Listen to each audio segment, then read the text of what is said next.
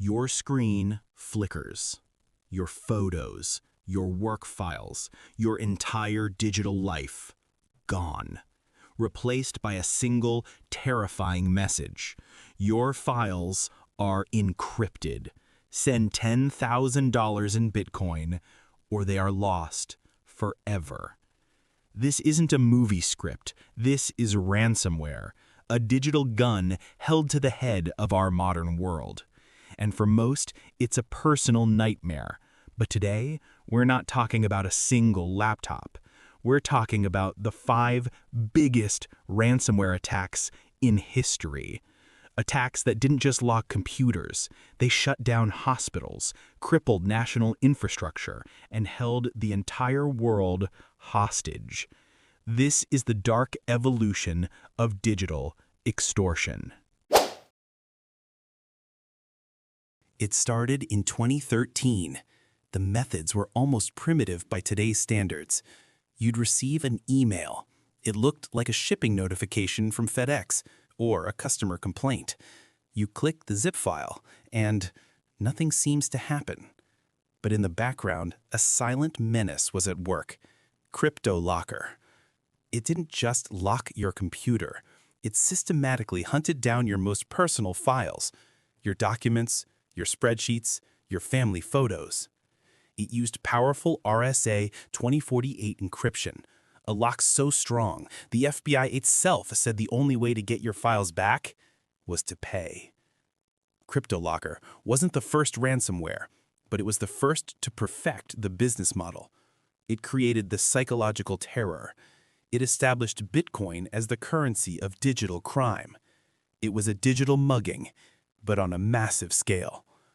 Victims were given a countdown timer, usually 72 hours. As the clock ticked down, the panic set in. Pay or lose everything. The attackers raked in an estimated $30 million, a staggering sum at the time. But more importantly, CryptoLocker had opened Pandora's box. It proved that you could hold data hostage and people would pay. The small-time mugging was about to evolve into a global siege. On May 12, 2017, the world woke up to chaos.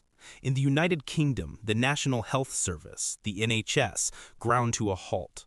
Ambulances were diverted. Surgeries were canceled. Patient records were inaccessible. Doctors were suddenly forced to use pen and paper as 70,000 NHS devices, from computers to MRI scanners, flashed the same red ransom note. This was WannaCry. It wasn't spreading through emails. It was a worm. It moved on its own, burrowing through networks using a leaked, top-secret cyber weapon developed by the U.S. National Security Agency, or NSA. The exploit was called Eternal Blue.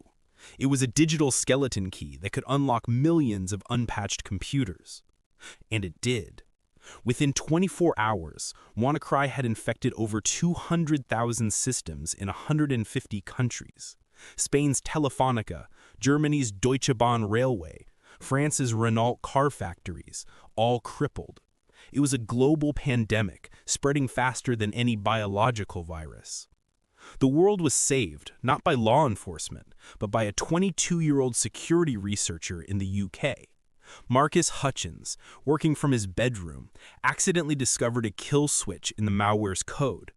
He registered a specific web domain, and just like that, the attack stopped spreading. But the damage was done. WannaCry caused an estimated $4 billion in damages. It was the first time the world truly saw how a few lines of code could bring modern society to its knees.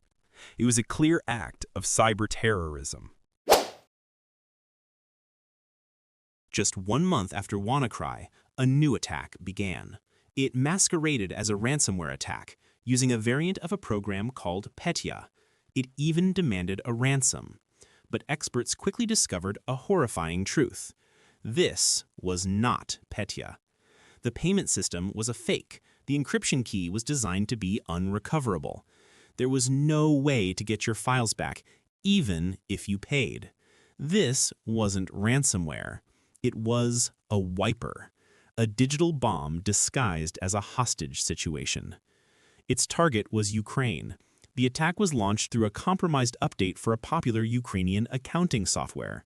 It ripped through the country's power grid, its banks, its government ministries, and its post office. It was a digital declaration of war. But like WannaCry, it escaped, and it hit the world with catastrophic force. The hardest hit was Maersk, the Danish shipping giant that controls nearly 20% of all global trade. Their entire network was wiped. 76 ports worldwide went dark. They couldn't track containers. They couldn't process cargo. For weeks, the arteries of global commerce were clogged. An employee later said, "The only thing we could do was literally reinstall the entire network. 4,000 servers, 45,000 PCs. It was a complete digital doomsday." The final cost of NotPetya was estimated at over $10 billion.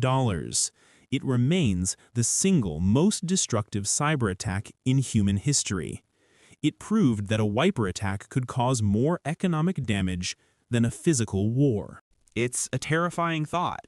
And if you want to stay informed on how these digital threats are evolving, take a second to subscribe to the channel. We cover the biggest stories in tech and security every week. Now, the next attack would bring this digital war directly into the physical world, targeting the lifeblood of a nation.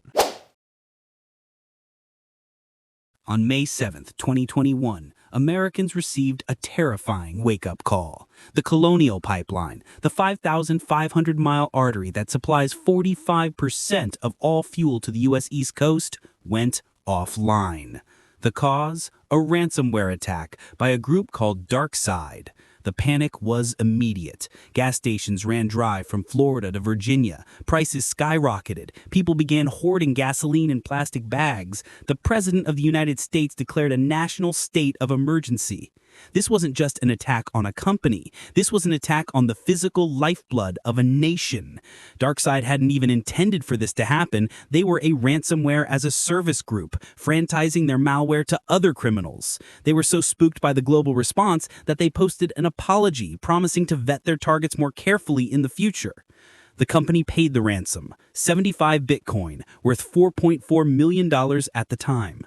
In an unprecedented move, the U.S. Department of Justice managed to track the cryptocurrency and recover $2.3 million of it. But the message was clear. The digital world and the physical world were no longer separate. The barrier had been broken. And the final attack on our list would show that this was just the beginning. On July 2, 2021, just before the long 4th of July weekend, a new nightmare began. It didn't target one company. It targeted 1,500, all at the same time. The Revel hacking group, another ransomware as a service provider, didn't attack these businesses directly. They found a single critical vulnerability in a software company called Kaseya. Kaseya provides IT management tools to other companies. By compromising Kaseya, the hackers gained a master key. They pushed a malicious update that simultaneously encrypted the networks of 500 of Kaseya's clients around the world. A chain of supermarkets in Sweden was forced to close all 800 of its stores. Schools in New Zealand were shut down. Small businesses, dentists' offices, and town governments were all locked out of their systems. It was a supply chain attack of terrifying efficiency. Revel demanded a staggering $70 million ransom to unlock all the victims. This attack showcased the terrifying vulnerability of our interconnected world. You don't have to hack a fortress if you can just steal the keys from the one company that services it. It was the business model of ransomware perfected into an art form. From the simple extortion of CryptoLocker to the global paralysis of WannaCry, from the pure destruction of NotPetya to the physical panic of the Colonial Pipeline and the supply chain nightmare of Kaseya, this is the evolution of a new kind of warfare. These attacks aren't just IT problems, they are real-world disasters. The cost isn't just measured in Bitcoin or dollars, It's measured in canceled surgeries, empty gas pumps, and the terrifying realization that the systems we depend on for survival are far more fragile than we thought.